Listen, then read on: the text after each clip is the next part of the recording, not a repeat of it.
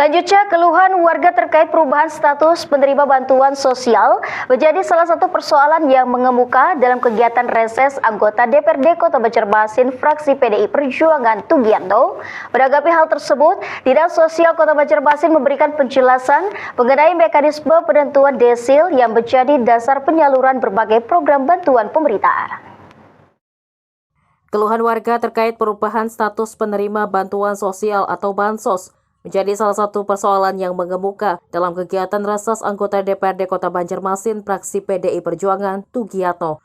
Menanggapi hal tersebut, Dinas Sosial Kota Banjarmasin memberikan penjelasan mengenai mekanisme penentuan desil yang menjadi dasar penyaluran berbagai program bantuan pemerintah. Kepala Bidang Perlindungan Jaminan Sosial dan Penanganan Kemiskinan Dinas Sosial Kota Banjarmasin Risma Trisakti menjelaskan bahwa kenaikan desil seseorang tidak hanya ditentukan dari kondisi rumah atau penghasilan semata, tetapi berdasarkan banyak indikator yang terintegrasi melalui nomor induk kependudukan atau NIK. Menurutnya, sistem saat ini telah terhubung dengan berbagai sumber data nasional, sehingga mampu menggambarkan kondisi sosial ekonomi masyarakat secara lebih menyeluruh. Ia menjelaskan, data bansos saat ini terkoneksi dengan sejumlah kementerian dan lembaga, termasuk data perbankan, pertanahan, hingga ketenagakerjaan. Karena itu, perubahan kondisi ekonomi seseorang dapat mempengaruhi posisi desilnya.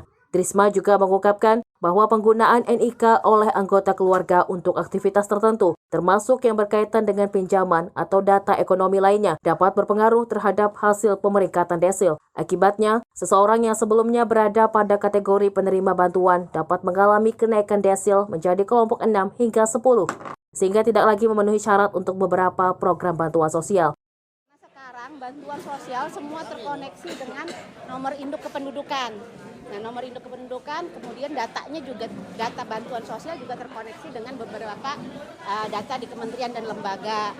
Termasuk tadi yang saya sampaikan bahwa ada mungkin dia rumahnya biasa saja, tapi ternyata dia mampu untuk punya pinjaman KUR misalnya seperti itu. Jadi terkoneksi dengan data perbankan, terkoneksi dengan data BPN, kemudian terkoneksi juga dengan data jaminan ketenagakerjaan, terkoneksi dengan berbagai macam data, termasuk kayak ASN akan terdeteksi seperti itu.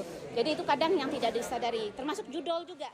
Meski demikian, ia menegaskan bahwa data kesejahteraan masyarakat bersifat dinamis dan dapat diperbaharui apabila kondisi ekonomi keluarga mengalami penurunan. Data yang telah diverifikasi oleh Dinas Sosial kemudian akan dikirim ke pemerintah pusat untuk dilakukan pengolahan ulang. Namun proses tersebut tidak berlangsung secara instan karena memerlukan pencocokan dan validasi dengan berbagai sumber data nasional. Risna, Banjar TV.